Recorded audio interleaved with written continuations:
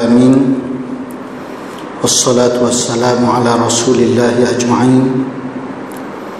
Nahmaduhu wa nasta'inuhu wa nasta'hdih wa nastaghfiruh.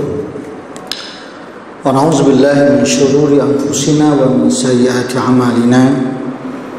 Man yahdihillahu fala mudilla lahu wa man yudlilhu fala hadiya lahu. Asyhadu an la ilaha illallah wa asyhadu anna Muhammadan 'abduhu wa rasuluh. Rassala rasulahu bil huda wa dinil haqq liyuzhirahu 'ala ad-dini kullih wa kafa billahi shahida. Rabbi ishrah li sadri wa yassir li amri wa hlul 'uqdatam min lisani yafqahu qawli. Amma ba'd. Qala Allah ta'ala fil Qur'anil Karim, syahrul Ramadan allazi unzila fihi al-Qur'an hudan lin-nas wa bayyinatin minal huda wal furqan. Shadaqallahul azim. Tuan pengurusi surau bersama dengan barisan EJK-nya, Tuan Imam, dan khususnya sahabat saya yang sudi menjemput saya ke surau Al-Mahdi ini. Pertama-tamanya kita mengucap syukur kepada Allah Subhanahu wa taala kerana dengan keizinan dan inayah daripada Allah Subhanahu wa taala kita masih lagi dapat sujud dan rakaat kepada Allah Subhanahu wa taala tanpa berbelah bagi.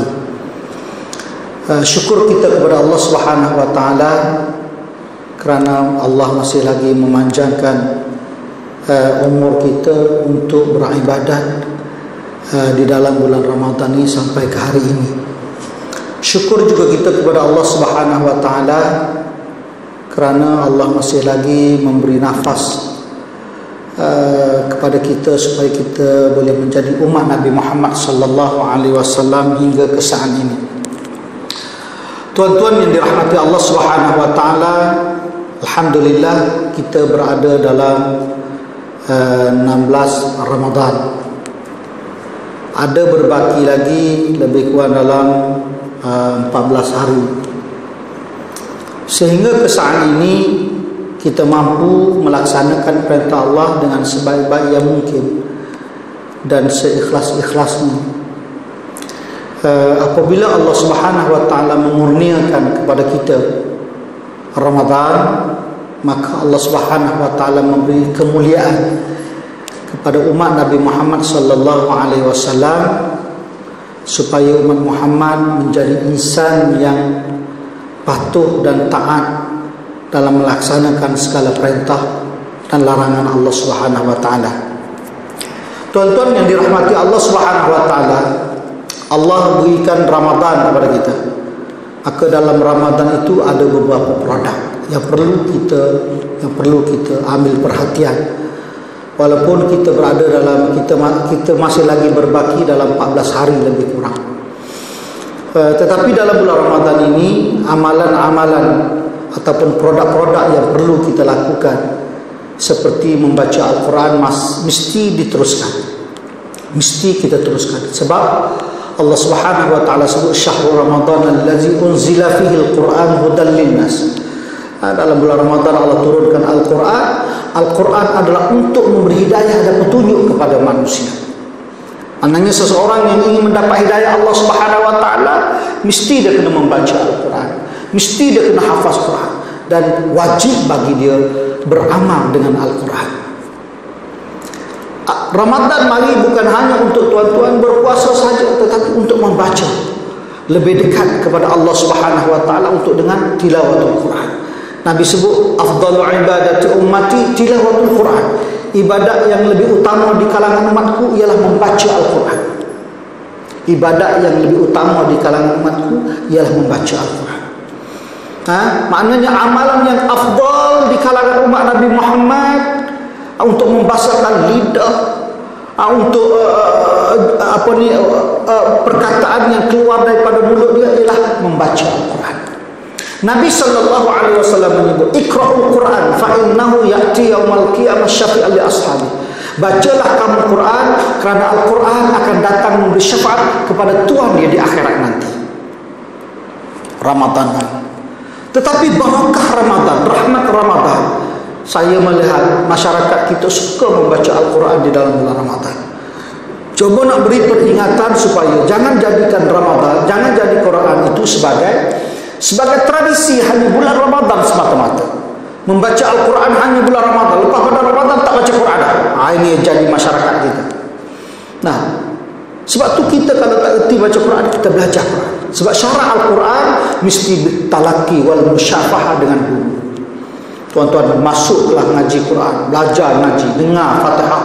Sebab tuan-tuan kadang-kadang saya ni dengar, kadang-kadang dia alim, dia hebat penceramah, tapi bila baca Quran tak betul. Kadang-kadang imam sendiri salah, bukan di sinilah saya tak dengar di sini, tapi banyak yang saya dengar imam-imam sendiri yang banyak baca salah baca Quran.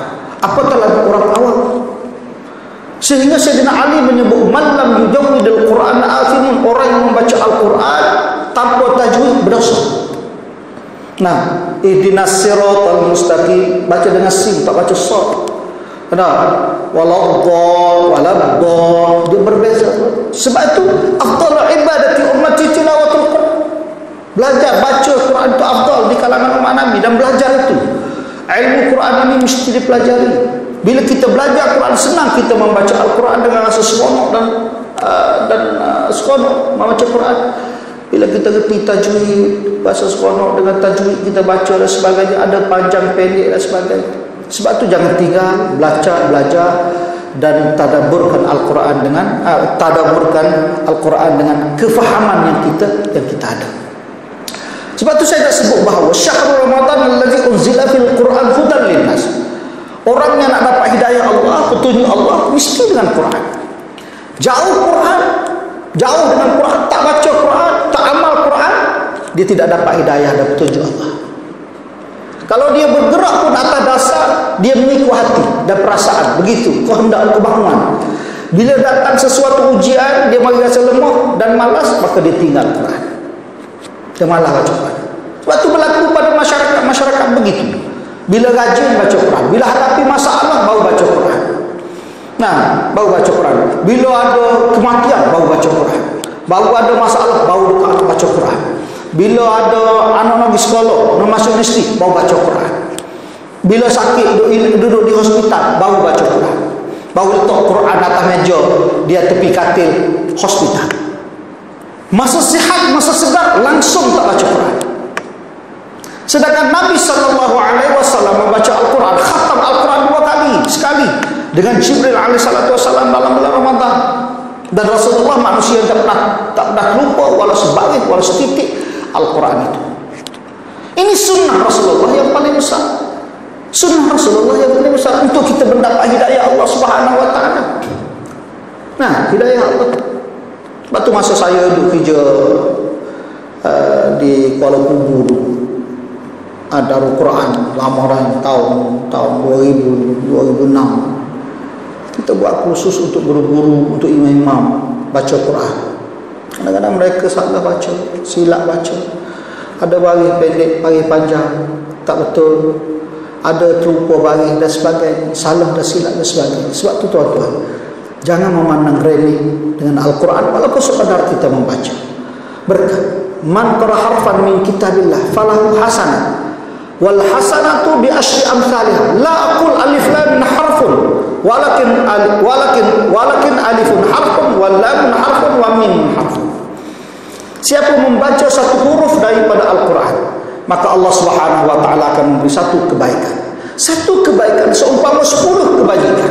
Aku tidak kata alif lam untuk satu huruf, akan tetapi alif satu huruf, lam satu huruf, mim satu huruf. Bermakna tuan-tuan membaca basmalah contoh. Bismillahirrahmanirrahim ada 19 huruf.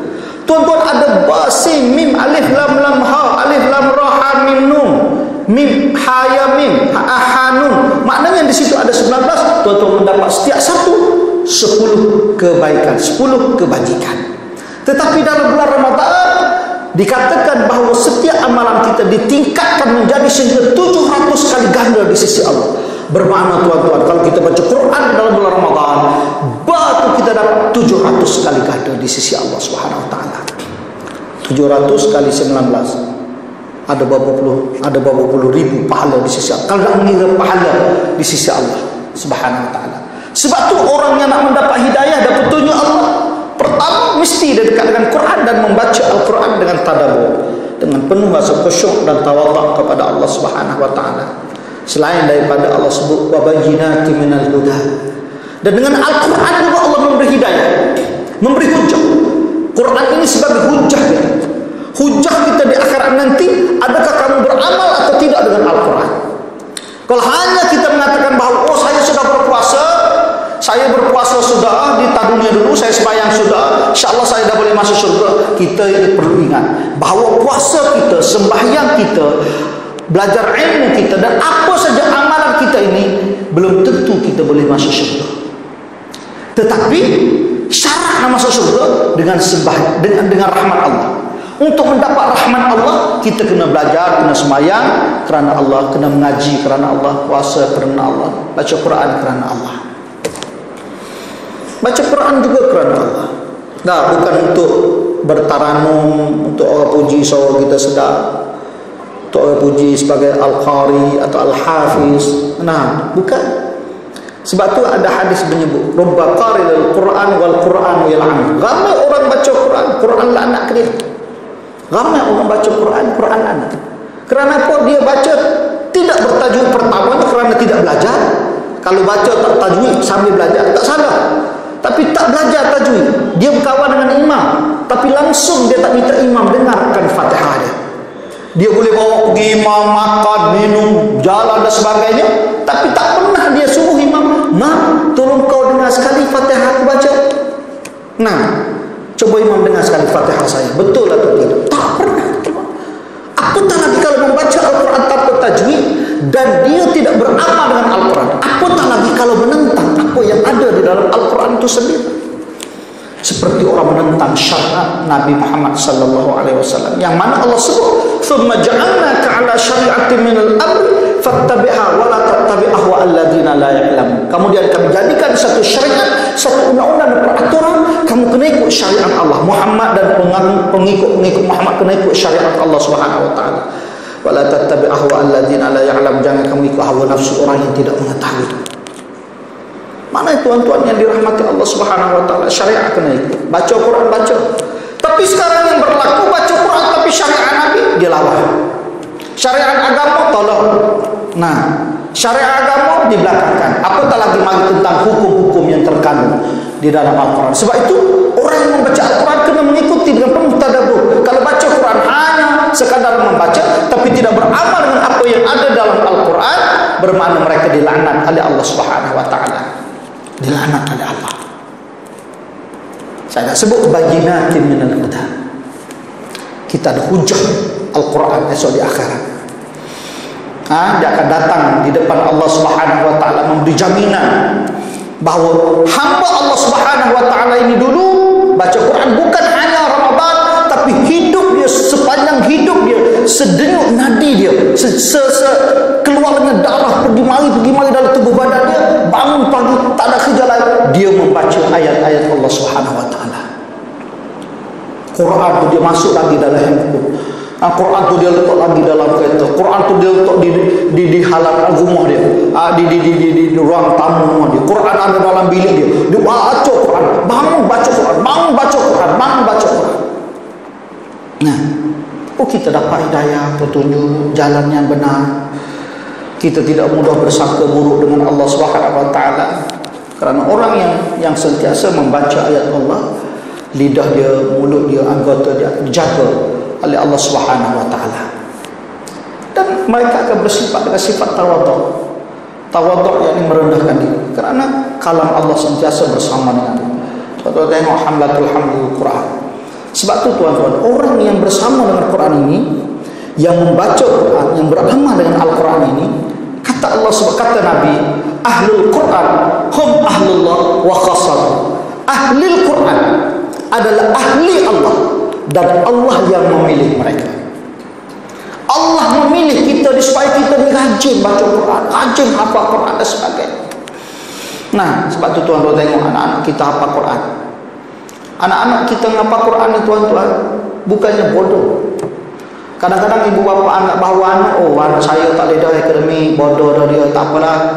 Sekolah terakhir bagi anak dia ialah tempat hafal Quran, mahatafiz dan sebagainya, swasta dan sebagainya. Sebab anak dia dah tak boleh dah mengaji akademi. Dan bagi dia, bodoh lah anak dia ni, tak apa. Sedangkan saat itu dia tidak menyadari bahawa anak dia sudah dipilih oleh Allah Subhanahu Wa Taala untuk menghafaz ayat-ayat Allah. Tuan-tuan, ada 6.236 ayat yang terkandung di dalam Al-Quran. Ada 14 surah yang terkandung di dalam Al-Quran. 14 surah ni tuan-tuan, anak kita duk mengapa hari-hari Quran. Susah payah kita umur 50, 60 Quran surah apa pun kita. Yasin pun kita tak hafaz. Tak hafaz tak apalah, alhamdulillah. Yasin pun tak hafaz. Sejadah insan pun kita tak hafaz. Surah Waqiah kita tak baca, kita tak hafaz. Nah, apatah surah Kahfi? Pagi Jumaat yang Nabi SAW suruh membaca. Kita baca surah Kahfi. Baca, hafal dah. Nah, tetapi anak-anak yang menghafaz Al-Quran, mereka dipilih oleh Allah Subhanahu Wa Taala. Boleh baca dulu, menjadi imam bulan Ramadan. Tak tengok mushaf. Besarnya kelebihan orang yang bersama dengan Al-Quran. Nah, kita tidak mampu untuk menghafaz 30 juz, tapi kita mampu untuk membaca ayat-ayat Allah dengan penuh tawadhu dan khusyuk kepada Allah Subhanahu Wa Taala. Kalau kita mampu membaca WhatsApp, mengapa kita tidak mampu membaca ayat-ayat Allah? Kalau kita mampu untuk updatekan location kita di mana kita duduk dalam FB kita, mengapa kita tidak mampu mengupdatekan iman yang ada pada kita dengan membaca ayat-ayat Allah Subhanahu Wa Taala? Sebab benda ini semua akan menjadi hujah di akhirat. Menjadi hujah di akhirat. Nah, lantaran itu tepat untuk ditarbiahkan hati kita, jiwa kita ialah dalam bulan Ramadan. Walaupun berbagi lagi 14 hari, tapi kita mampu untuk melaksanakan apa yang dikehendaki oleh Allah Subhanahu Wa Taala dengan sebaik-baik mungkin begitu. Tuan-tuan yang dirahmati Allah Subhanahu Wa Taala, sebab itu Allah bagi Ramadan. Yang pertama di antara yang saya sebut ialah produk yang pertama daripada Ramadan ialah Al-Quran itu sendiri. Yang kedua produk Ramadan ialah puasa. Nah, man shama Ramadan imanan wa ihtisaban ghufira lahu ma taqaddama min dhanbi, kata Allah. Kata Nabi, siapa yang berpuasa di dalam bulan Ramadan dengan penuh keimanan dan keikhlasan kepada Allah Subhanahu Wa Taala, maka Allah ampun dosanya. Nah, tuan-tuan, hari ini sampai ke 16 hari bulan kita masih berpuasa dengan penuh keimanan dan keikhlasan kepada Allah. Kita tak rasa penat lelah, kita rasa seronok. Allah tengah mengampunkan dosa kita. Mari rasa lapar sekejap, tak ada apa, awak tak tahu, hilang gitu. Sebab itu adalah ujian Allah Subhanahu Wa Taala. Mari rasa semua, tak ada apalah. Nah, ini ujian Allah. Kalau kita beriman dengan Allah dengan penuh keimanan dan keikhlasan kepada Allah, saat kita berpuasa itu puasa saja, kita sudah diampunkan oleh Allah. Belum kita membaca istighfar, Allah ampun dosa. Belum kita baca Quran, Allah ampun dosa. Belum kita ambil sembahyang, Allah ampun dosa. Belum kita sembahyang, Allah ampun dosa kita. Kalau campur-campur semua, kita seumpama tidak ada dosa di sisi Allah, melainkan kamu melakukan dosa kepada Allah Subhanahu Wa Taala. Itu yang Nabi bagi jaminan umat Nabi Muhammad masuk syurga, tuan-tuan. Kullu ummati yadkhuluna al-jannata illa man aba. Qala wa may aba ya Rasulullah? Man ata'ani dakhala al-jannah wa man asani faqad aba. Semua umat aku masuk syurga dah. Saya pernah tanya seorang masuk kuliah tazkirah saya dalam satu masjid. Saya kata, tuan-tuan masuk syurga? Tu imam jawab, belum tentu lagi ustaz, kita ni masuk syurga ke tidak. Saya kata berat ke imam. Kita Nabi bagi jaminan masuk syurga. Sebab apa kita tak berani bagi jaminan kita masuk syurga? Sebab kita tahu amalan kita tak betul atau betul. Sedangkan umat Nabi Muhammad masuk syurga semua. Illa man abah, kecuali kamu ni degil, kamu ni tak nak. Kalau ramai apa ya Rasulullah, siapa yang degil, siapa yang tak nak ni ya Rasulullah masuk syurga ni? Man ata'ani dakhala al-jannah wa man asani faqad aba. Siapa yang taat sunnah aku, melaksanakan sunnah aku, mereka adalah ahli syurga, dan orang yang enggan itu adalah orang yang tak masuk syurga Allah Subhanahu Wa Taala. Nabi dah sebut, man ata'ani dakhala al-jannah wa man asani faqad aba. Orang buat maksiat itulah orang enggan, orang tak nak masuk masuk syurga Allah. Nah, kita berada dalam bulan Ramadan, semayang berjemaah lagi tuan-tuan, mari masjid semayang berjemaah. Hati duk teringat anak semayang berjemaah pukul 1, bukan duk teringat masa dia nak makan. Nah, ini jaminan Nabi kepada umat dia. Dan kita tahu bahawa kita bukan buat dosa, kita bukan curi, kita bukan zina, kita bukan minum mabuk, kita bukan merokok, kita bukan bunuh, kita bukan minum air di paip, bukan. Kita manusia yang patuh dan taat kepada Allah, supaya Allah terima amal yang kita lakukan seharian kita buat ini, dan lepas bulan-bulan hari-hari yang lain kita berpuasa, dan mudah-mudahan sampai ke hari raya nanti kita berpuasa kerana Allah Subhanahu wa taala. Allah telah mengampunkan dosa kita. Nah, Allah telah mengampunkan. Allah telah upgrade iman kita, update iman kita. Tingkatkan iman kita naik supaya kita menjadi iman yang kukuh dan kuat. Sebab tu tuan-tuan, bulan puasa hebat tak hebat tuan? Bulan puasa ni hebat tak hebat? Kalau tuan-tuan tengok bulan puasa, bulan lain, tuan-tuan bangun pagi makan nasi lemak, nasi kabut, nasi dagang, nasi belau, minum kopi tarik, teh tarik, kopi janda, kopi jantan, tuan-tuan, minum pagi. Tengah hari tuan-tuan makan nasi lagi. Petang tuan-tuan makan apa-apa. Malam tuan-tuan pergi masjid mengantuk, letih dan penat. Sedangkan jasad tuan-tuan makan tengah hari, makan pagi.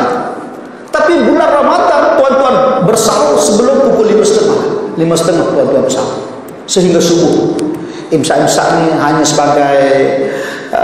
sebagai peringatan gitu. Walaupun tak ada sebenarnya imsak, tapi biar sebagai peringatan. Tuan-tuan boleh bersahur sampai subuh, boleh bersahur.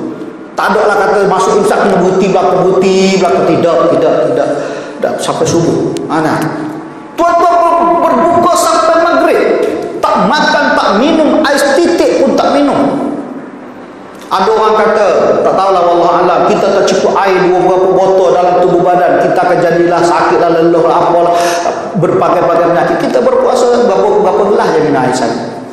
Nah, tuan-tuan sampai maghrib, sembahyang maghrib, sembahyang isyak, sembahyang tarawih, pukul 11 baru balik daripada wudu. Tapi ibadat kuat pada bulan Ramadan, ibadat tak kuat pada bulan lain, tengah jasad tengah kuat. Rupa-rupanya tuan-tuan, Ramadan memberi kekuatan ruh kita yang sangat kuat. Bila ruh kuat, ibadat kita jadi kuat. Tengok sekarang ni kita tak ini. Tuan-tuan mampu sembahyang berjemaah dalam rumah Allah. Ada hamba Allah tak pilih mereka untuk sembahyang berjemaah. Dia sembahyang, tapi Allah tak pilih dia sembahyang jemaah. Sayang. Ada orang suka sembahyang. Tapi saya pernah tanya ada beberapa orang tuan-tuan, dia sembahyang hanya Jumaat je, sembahyang Jumaat je. Bulan-bulan lain sembahyang ketika lain sembahyang gaya. Sembahyang ada ketika-ketika. Kadang-kadang ada sembahyang malam Jumaat saja. Hari Jumaat, malam Jumaat, sebab malam tu ada baca tahlil dan sebagainya. Lain tak pernah pergi ke masjid. Nah, tak pernah pergi hatta tarawih, tak pernah pergi. Tuan-tuan yang dirahmati Allah, sebab tu hebatnya Ramadan. Mari tarbiyah ruh kita jadi kuat. Cuba tuan-tuan berhati. Kita puasa bulan, kita puasa, air pun tak minum, dahaga pun tak main. Tapi tak terasa lah benda-benda itu semua. Kita tak terasa. Tapi kita malam kangen sembahyang tarawih 20 rakaat kita mampu, 23 rakaat kita mampu. Pukul 11, pukul 12 kita balik tidur, bangun tahajud, bangun berseru. Bila kita berpuasa, roh kita jadi kuat, ibadat kita jadi kuat. Tapi bila kita jasad kita kuat, kita makan banyak, roh kita jadi lemah. Bila lemah tuan-tuan, naik masjid nak tidur, baring. Setakat saya ceramah hari Jumaat, tengah hari Zuhur, kalau di masjid-masjid tuan-tuan, saya tak tengok lagi orang baring ke tepi. Baring, ada dalam masjid, ada yang baca Quran, ada yang selawat, berzikir dan sebagainya. Tapi bulan lain saya pergi ceramah Zuhur, kuliah Zuhur, ada pada tergolek gitu. Nah, separuh hebat. Ini puasa bulan Ramadan. Dan puasa ini yang menentu. Maknanya puasa inilah tuan-tuan yang akan meletakkan tuan-tuan di dalam syurga Allah Subhanahu wa taala. Orang berpuasa boleh masuk syurga. Walaupun saya sebut tadi orang berpuasa dan belum tentu masuk surga, sebab masuk surga dengan rahmat Allah. Untuk dapat rahmat Allah, kita berpuasa kerana Allah. Sebab tu Nabi sebut, man shoma Ramadan imanan wa ihtisaban ghufira lahu ma taqaddama min dhanbi. Nu'man bin Qawqil, sahabat Nabi, ditanya Rasulullah, ara'aita iza sallaitul maktubat wa sumtu Ramadan wa ahlaltul halal wa haramtul haram wa lam azid ala dhalika syai' adkhulul jannah? Qala na'am, jawab Nabi. Ya Rasulullah, aku pandangan kamu, aku ni sembahyang 5 waktu sehari sembahyang, aku berpuasa dalam bulan Ramadan sahaja, aku halalkan yang halal, aku haramkan yang haram. Yang halal aku ambil, aku pegang betul-betul. Mana halal aku ambil. Yang haram aku tinggal terus. Aku tak nak yang haram-haram. Yang syubhat pun aku tak nak. Adkhulul jannah, adakah aku boleh masuk syurga ya Rasulullah? Rasulullah jawab, qala na'am. Ya, kamu masuk syurga. Tuan-tuan, sahabat ni dia sembahyang 5 waktu je tuan-tuan. Dia tak buat ba'diyah qobliyah, dia tak buat. Dia puasa bulan Ramadan je tuan-tuan. Dia tak puasa 6, dia tak buat puasa Isnin Khamis, dia tak buat puasa 13, 14, 15, tak buat. Dia puasa, tapi dia puasa sungguh-sungguh. Adakah aku boleh masuk syurga? Nabi jawab, qala na'am. Ya, boleh masuk syurga. Lagi tuan-tuan, lepas puasa Ramadan, puasa 6 pula. Semangat puasa Isnin Khamis pula. Tak Isnin Khamis pun tak apalah, mari ketika 13. Oh, kalau hebat 13, 14, 15 lagi. Nah, puasa. Waktu bahasa puasa berhari-hari kebesaran Islam lagi, puasa Asyura lagi, puasa Arafah lagi, puasa hidup. Ada, tidak masuk syurga lagi. Kalau sahabat tadi hanya begitu, sudah diberi jaminan oleh Nabi masuk syurga. Apatah kita yang berpuasa sekarang dalam bulan Ramadan penuh keimanan. Jaga puasa kita. Jangan buat perkara-perkara yang boleh membatalkan puasa kita, membatalkan pahala puasa, bukan membatalkan puasa. Sekarang ini orang mengira bahawa oh saya tak batal puasa. Batal puasa ni adalah makan minum dengan sengaja. Dengan sengaja kita tak buat. Yang kita buat, yang kita takut sekarang ialah kita takut terbatal pahala puasa. Yang seperti mana Nabi kata, kam min sa'im laisa lahu min siyam illa al-ju' wal 'atash. Berapa ramai orang yang berpuasa tapi mereka tidak dapat apa-apa daripada puasa mereka kecuali lapar dan dahaga. Dia panggil batal pahala puasa. Supaya kena beringat kita orang lelaki. Saya tak tahu orang perempuan ada, tapi kena beringat orang lelaki, isteri kamu tak tutup aurat, tak pakai tudung lah, dengan sempurna. Isteri puasa sah tapi pahala tak ada. Suami pun tak jadi, sebab suami tidak menegur isterinya supaya menutup aurat dengan sempurna. Sedangkan isteri Allah sebut, suami Allah sebut, ya ayyuhalladzina amanu qu anfusakum wa ahlikum nara wa quduhan nas wal hijarah. Jagalah diri kamu dan keluarga kamu daripada api neraka Allah Subhanahu wa taala. Dia suruh kita menjadi suami, bukan setakat suami beri kasih sayang kepada isteri, tapi kita kena jaga isteri kita dengan syariat. Sekarang ni suami, kita boleh jadi suami yang kasih sayang. Kalau kita tanya isteri, macam mana suami awak? Oh, suami saya penyayang, bagus, dia caring lah, dia yes, loving lah, dia memang penyayang lah. Tapi kenapa tak tegur awak pakai tudung? Itu hak pribadi. Hak pribadi apa? Dia kata Allah, ya ayuhan nabiyyu qul li azwajika wa banatika wa nisa'il mu'minin yudnina 'alaihinna min jalabibihinna. Hei Nabi, beritahu isteri-isteri kamu, anak-anak perempuan kamu, perempuan mukminin supaya mereka memakai jilbab tutup aurat dengan sempurna. Bukan tudung labu. Setakat ni tutup buah dada. Sesat. Maknanya orang perempuan pakai tudung setakat ni sempurna. Kalau pakai gini, tudung setakat ni tak sempurna, walaupun comel macam mana. Yang berdosa adalah suami, sebab suami tak tegur isteri. Kita cakap biar kau isteri, tak boleh. Ramai orang perempuan di dalam bulan puasa yang pakai masih pakai seksi, yang pakai t-shirt saja, seluar jeans saja, tak betul berjalan dengan suami pula tak tahu mandi. Apa arti? Maknanya seperti Nabi kata, ramai orang yang berpuasa tapi pahala tak ada, dapat lelah gitu ya. Sebab tu kita kena beringat syariat. Kalau bos takak kita kahwin tuan-tuan, nak beri kasih sayang, orang bukan Islam kasih sayang penuh, hebat lagi. I love you lah, I miss you lah, apalah. Boleh kan? Tapi sebab tu kita menjadi suami, kita didik isteri dengan syariat dan kasih sayang. Jangan kita didik isteri dengan kasih sayang saja tanpa syariat. Ini masalah sekarang. Bila kita tengok bazar Ramadan, ramai bawa isteri, bawa anak-anak, kita ingat tuan-tuan, orang lelaki tak lepas. Saya ada isteri. Nah, saya ada isteri. Isteri nak kata banyak baru seorang ni. Nanti dulu lepas raya ni kita kahwin. Nak ceritanya bahawa kita jaga isteri dengan syariat.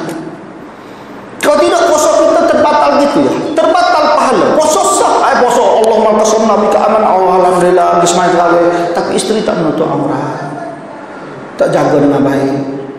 Nah, saya sebut ni sebab saya nak sebut akhir ni, akhir Ramadan. Sebab akhir Ramadan ni, sebab ada masa bagi saya, ada satu waktu yang kita nak tunggu, Lailatul Qadar. Kita nak tunggu Lailatul Qadar, tapi kita melanggar syariat Allah Subhanahu wa taala. Sebab tu tuan-tuan pergi bazar Ramadan. Tuan-tuan pergi bazar Ramadan, jangan tengok kuih, kena tengok orang. Kalau tengok kuih, tuan-tuan semua lapar. Semua sedap. Tapi tuan-tuan kena tengok orang. Orang tu tutup aurat, kata tutup aurat. Kalau tak tutup aurat, kamu beli makanan tadi, makanan itu adalah makanan syubhat. Sebab apa syubhat? Sebab dia perempuan yang tidak menutup aurat menjual barang yang halal, maka menjadi syubhat. Sebab tu ibadat kita puasa 12 jam. Tiba-tiba kita pergi sembahyang tarawih aku sambil muak. Sebab apa? Kita makan makanan syubhat. Sebab tu kita ibadat baca Quran tak boleh. Sebab tu kita selawat ke Nabi tak banyak. Sebab tu kita zikir tak banyak. Sebab makanan, faktor yang menyebabkan melemahkan amalan kita dengan Allah Subhanahu Wa Taala. Nah, isteri nak masak tak bagi, isteri pun tak nak masak. Bang, Ramadan tak payah masak lah, kita tutup dapur bang, kita beli je bang. Mana kelebihan kamu dalam kamu masak makanan untuk suami, sedangkan api dapur akan menjadi saksi di hadapan Allah di akhirat nanti, sebagai saksi di hadapan Allah bahawa api neraka tidak boleh jilat dia, kerana dia dahulu api dunia itu dia masak untuk suami dan anak-anak berbuka dan bersama. Tuan-tuan, saya tak suruh isteri saya pergi beli barang. Saya tak suruh isteri saya mau masak, walaupun air kau masak sudah, jangan kau pakai tutup dapur. Alhamdulillah, kita nak makan daripada tangan air tangan isteri yang berkat itu. Nah, tapi kita kena beri kat tadi lah, saya dah sebut tadi, jangan sampai isteri kita di luar, dia lagu mau takbur, nah di luar kita langgar syariat-syariat Allah Subhanahu Wa Taala. Tuan-tuan yang dirahmati Allah Subhanahu Wa Taala. Jadi sebab tu kita nak tunggu, kita nak tunggu Lailatul Qadar. Tapi saya dah perhati masyarakat kita ni tak berapa memahami tunggu Lailatul Qadar. Sekarang ni ada masjid-masjid dah berkurangan. Masa 1 jam, 1,5 berarti. Boleh lagi. Sikit lagi dah. Tunggu Lailatul Qadar. Lailatul Qadar ni tuan-tuan, khairun min alfi syahr. Lebih baik daripada 1000 bulan. Satu malam kita beribadat dengan Allah lebih baik daripada 1000 bulan. Kerana apa? Tanazzalul malaikat war ruh fiha. Habis mereka pakai turun tuan-tuan cari mana ni hak yang dah buat baik ni. Sebab tu jangan berhenti semalam tarawih. Bermula daripada malam ini untuk sampai ke 20 yang terakhir nanti. Jangan rasa jemu. Usahakan lebih, ibadatkan, tambahkan masa sedekah. Jangan kedekut dalam bulan Ramadan. Tengok ada orang bagi. Saya tuan-tuan, kadang-kadang mari jawab. Ini nak sebut bukan bahasa, bukan riak, bukan menunjuk. Saya pergi stesen minyak. Kadang-kadang ada stesen minyak, kita bubur sedikit, ada orang tukar bubur. Saya pergi Kelantan semalam, saya pergi Kelantan. Pakcik mari bubur siang macam ni. Aku pakai kereta gini. Separuh saya bagi duit dia, ambil lah makcik sedekah. Apa ni awal dia kata, tak apa lah makcik beli kuih-kuih. Nah, dia orang tak biasa bagi duit gitu. Bagi duit orang boros sesininya tu kita bagi duit. Bagi tuan. RM1 Allah bagi 5 ganda. Kita nak tunggu Lailatul Qadar nanti. Allah tengok amalan kita daripada awal, cantik atau tidak. Mu tunggu Lailatul Qadar. Siapa yang dapat Lailatul Qadar? Orang yang buat amal ibadat dengan Allah SWT. Malaikat yang tak dapat langsung semayang, dok ngaji, dok aurat terdedok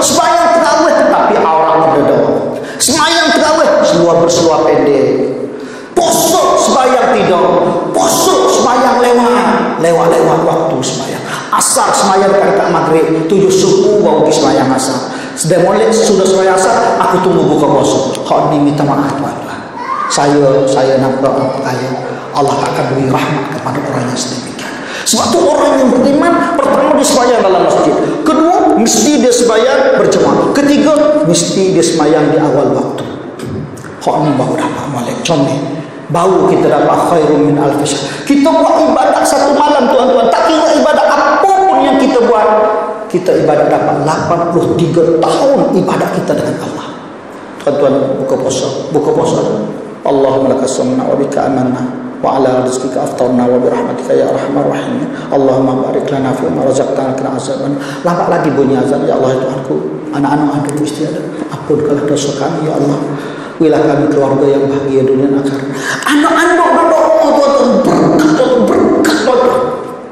Masa tu kalau malam Lailatul Qadar tuan sudah dapat Lailatul Qadar.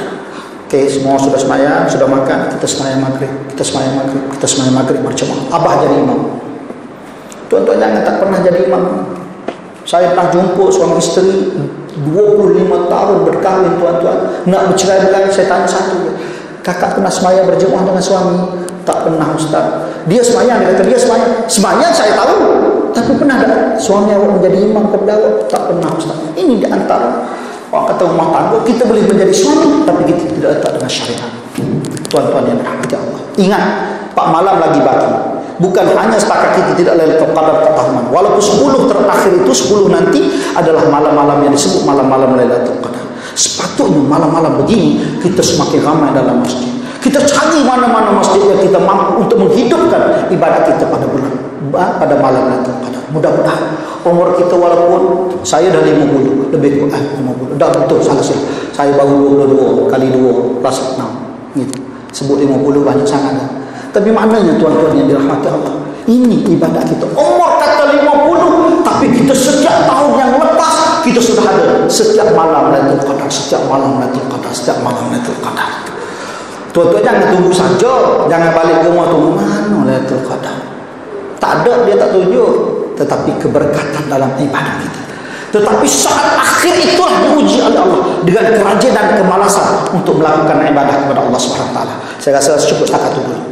Mudah-mudahan Allah merahmati kita dunia dan akhirat. Tapi tuan-tuan, sebelum saya keluar daripada kita sudah sembahyang, ada di luar sana tu saya bawa produk ni produk saya sendiri. Saya buat ubat gigi minyak zaitun. Ubat gigi minyak zaitun yang saya buat dengan kilang sendiri. Ubat gigi ni sebab saya melihat melalui JAKIM dan sebab saya mendapat kelulusan JAKIM dan kelulusan MISTI, dan sekilang saya sendiri. Kilang saya sendiri, dan ubat gigi ni adalah ubat gigi yang pertama dalam Malaysia, saya boleh kata. Sebab saya buat ada 3 tahun yang lepas, tidak ada ubat gigi yang mengandungi minyak zaitun. Minyak zaitun ini tuan-tuan boleh ganti fluorida. Minyak zaitun ini boleh merawat untuk membantu menghilangkan kesakitan gigi, membantu boleh menghilangkan sakit gusi. Minyak zaitun ini diantaranya dapat membantu apa-apa saja karang-karang gigi kerana dia berminyak. Jadi saya proses, saya buat sendiri dengan kilang saya di Rembau Negeri Sembilan. Jadi alhamdulillah JAKIM pergi cek untuk mendapat kelulusan. Dia beritahu ustaz, kilang ubat gigi di Malaysia ni hanya 3 ya tuan-tuan, yang diiktiraf oleh kerajaan dan oleh MISTI. Pertama Halal Jet, kedua ubat gigi Gamak Dr. Rozaimi, dan ubat gigi saya. Hak lain dia kata ada, Arkam ada, tapi kita tak iktiraf, JAKIM tak bagi pengiktirafan. Ada ubat gigi Kuhilal yang daripada koperasi Kuhilal. Ada, tapi kita tak itu dah. Yang kita iktiraf adalah 3. Dan alhamdulillah tuan-tuan, ubat gigi saya berada dalam Biro Farmaseutika Kebangsaan Malaysia. Tuan-tuan boleh cek, tak ada masalah. Dan dikilangkan oleh Tenergy Product. Tenergy Product, kilang saya lah. Jadi maknanya tuan-tuan, kita di antara produk yang kita guna halal dan thayyibah. Hak lain tu saya sebut, kalau 3 tu kilang orang Melayu, hak lain tu bukan orang Melayu. Kilang. Syarikat saya tak secara. Tapi kilang ni bukan milik orang Melayu. Colgate confirm bukan orang Melayu. Sofi confirm bukan orang Melayu. Dali confirm bukan Melayu. Hak lain tu saya tak sebut. Nanti tuan-tuan kata saya ni merendahkan orang untuk saya jual produk. Tapi sebab apa saya bercerita benda ni? Sebab nak suruh masyarakat, saya nak menolong masyarakat, menutup lubang fardu kifayah masyarakat, supaya masyarakat menggunakan produk yang pertama tuan-tuan bangun, dan produk yang pertama tuan-tuan nak tidur, gosok gigi.